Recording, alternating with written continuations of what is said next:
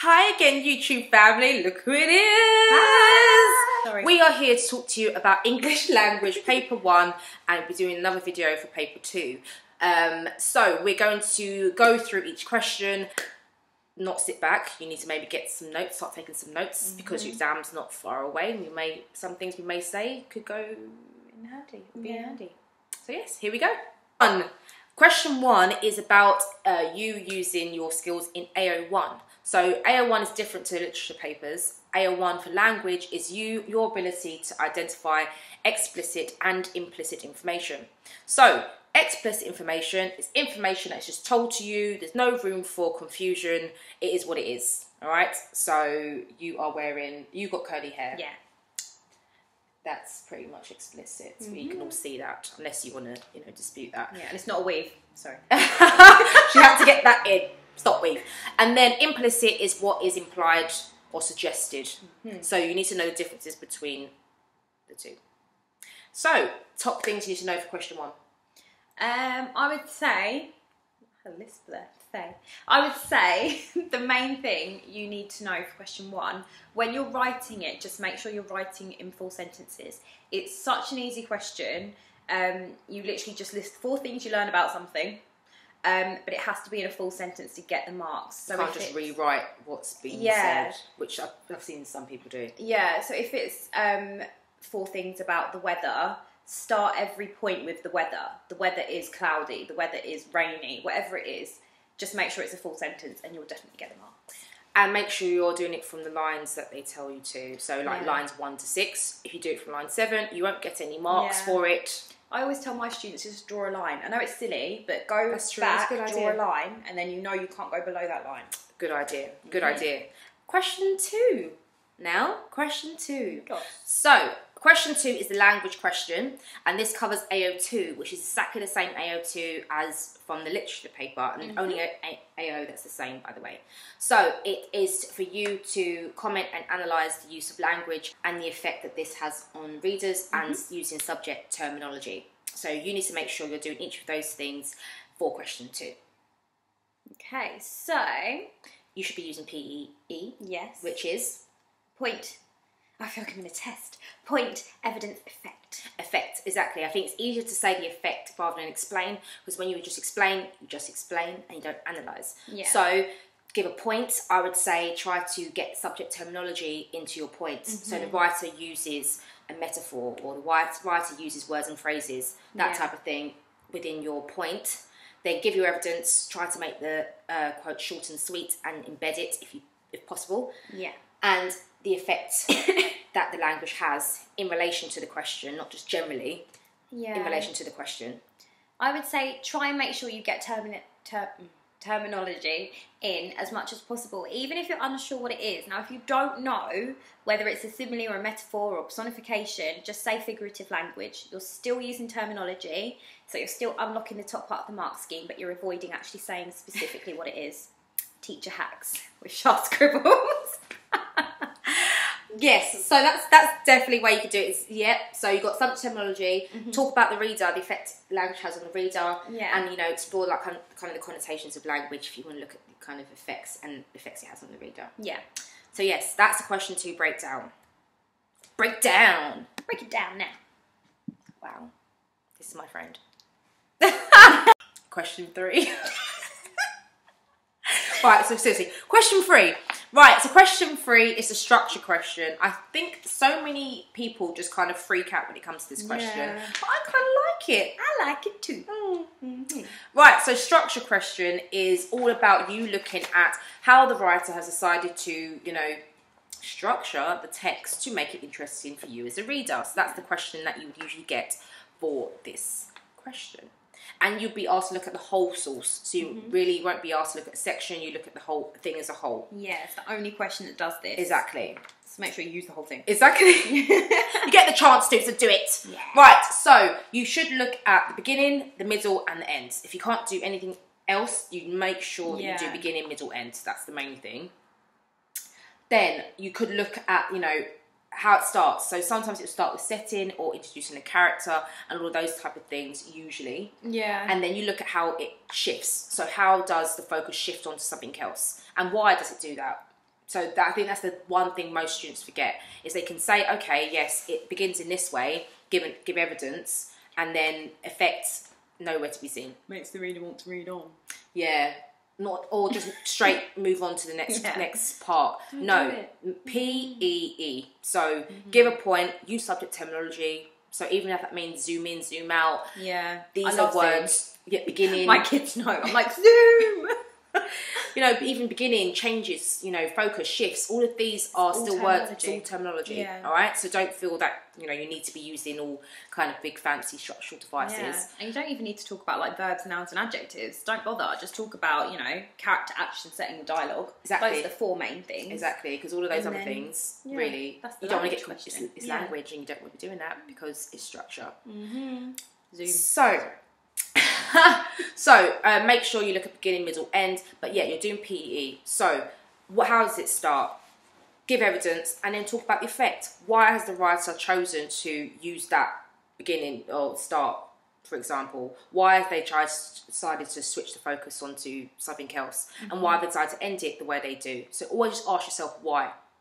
So what? I always say to kids, oh, they've done that. So what? Tell me, so what? I constantly done that. Why? Why? You know, like a 2-year-old, they always ask why. That is what I do.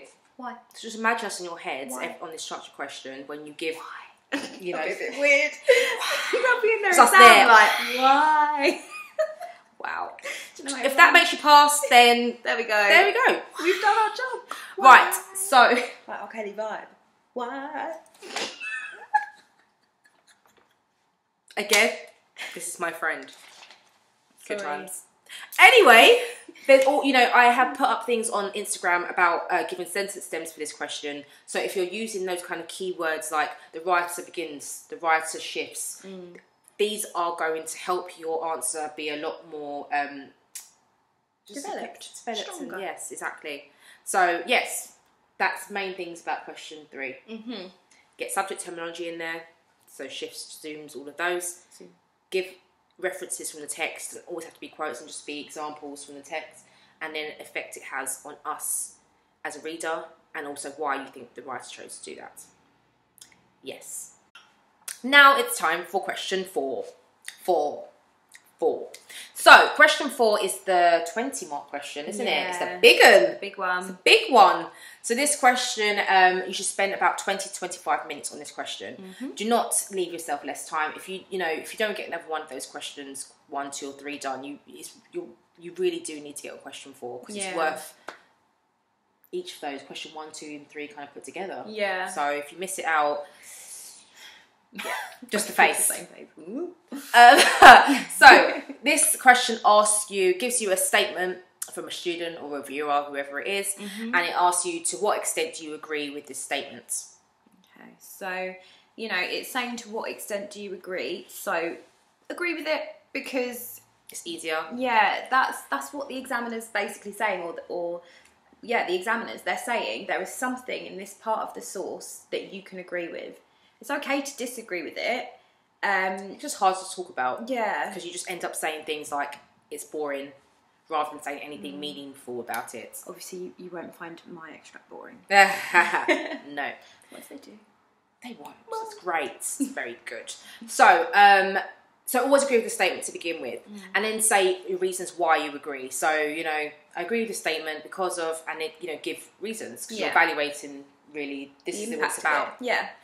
And then once you do that, give evidence from the text as support to what you're saying. You know, it's the same sort of idea for every other question. You have to give evidence to support what you're saying. Yeah. And then you have to now talk about the methods that the writer has used and how successful they are in proving the statement itself. So, for example, language and structure should be spoken about here when it comes to methods. It's basically a combination of questions 2 and 3. Exactly. Rolled into one. The paper has led you to this point. Yeah. Okay, so question 1 is usually about comprehension, 2 is about language, 3 is about structure, and then you talk about all of that in question 4.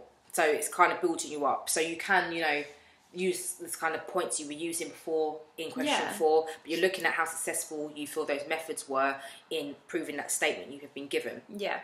So so start off agreeing, reasons why, give evidence, talk about a method that's been used, and how successful it is to us as a reader in proving the statement. You always have to be answering the statement, always. And there'll always be some sort of emotive word within that statement that you can link everything back to. Make sure you read the statement a couple of times to double check you've got the right emotive word. There might be more than one, and the statement might be in two halves. So kind of be aware of that as well. But there will be some form of emotive word that you can link everything back to in your response. And make sure you focus on both parts of the statement. If there is two things they're asking you, they might say, someone's described in this way and makes us feel like we're there with them. You have to make sure you actually do both parts of that. If you just focus on one part, it's not going to get you the full marks that you need. You need to do both parts of the question. So I would always say, make a plan. Make a plan, people. You hear me say this in your head all the time. Look at the question, highlight the key parts of the statement, and then just start annotating your ideas around those two different parts of the statement, just to ensure that you are following it. Yeah, following it. So okay. Right, to finish off with, just going to run through a question 5. So 5. This question is the writing section of the paper, so it's different from questions 1 to 4. This is all about your writing ability. Yeah, you're given 40 marks for this question, 24 marks for your content and organisation, and then 16 marks for your SPAG. So the first 24 marks is about your what you write and also the structure of your writing. Are you using paragraphs is the basic one they're looking for. Yeah. And so many of you are not using paragraphs. Please use them. You do not want to go down a level because you're not using paragraphs. It's just one long speech. So I remember tip top. So big T, P, T, P. You use paragraphs for change of time, place, topic, and person. So every time you have one of those, change new paragraph. Okay? Make sure you're using ambitious vocabulary. Yeah. You're awarded marks for that on AO5 and AO6. Yeah. So you need to make sure you do that. Yeah, definitely use the source to help you, because it should be in some way linked to question 5. It might not be, because we don't know what AQA is going to do, but typically from what we've seen with the specimen papers, the source is linked in some way to your question 5. So it's okay to use some vocab from it, just don't steal whole paragraphs, obviously, don't be silly.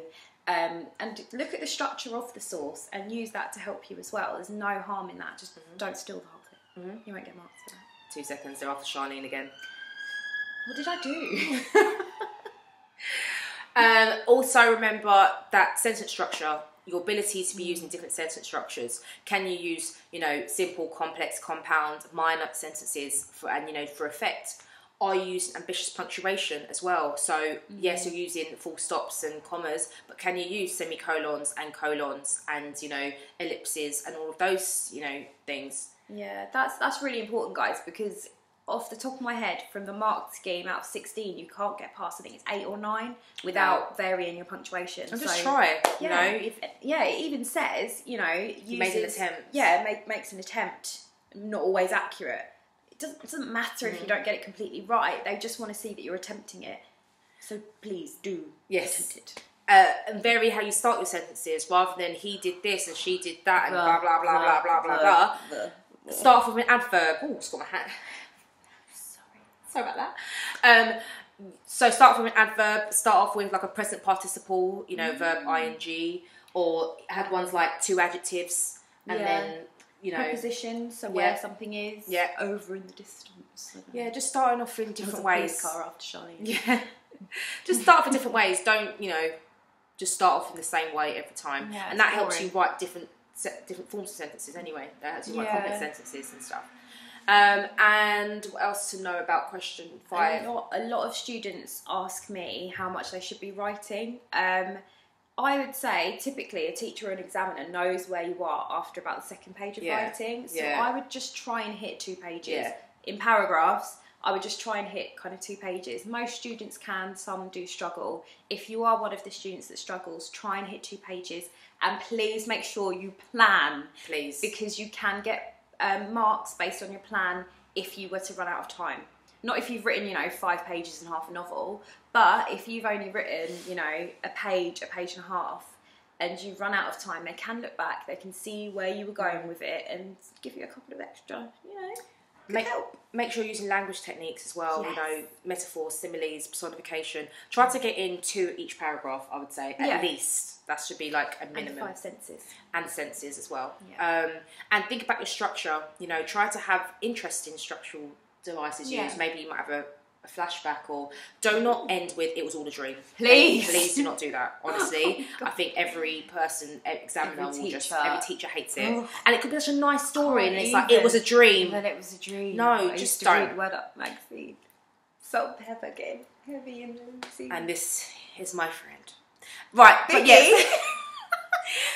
So don't end off with end like that, please. It just doesn't. It doesn't. It's no. We don't Unless appreciate you're biggie, it. don't do it. There you go. So I think that's it. Grand. Okay, we're all done with paper 1 now. I hope that was helpful.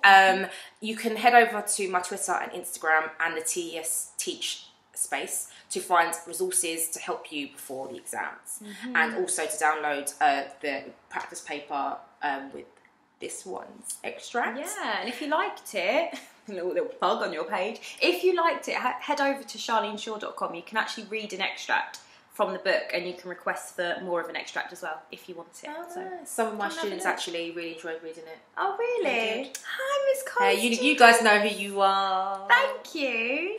Make sure you subscribe to me. Yes, head over to Shah Scribbles channel as well, and her Instagram and Facebook and Twitter. And everything. And we'll be back very soon, hopefully. Yeah, paper 2. Thank you for joining us again. And thank you for all the lovely comments, because we do really appreciate it. Yeah, we do. It makes us happy. Makes us all warm inside. Yeah. Bye now.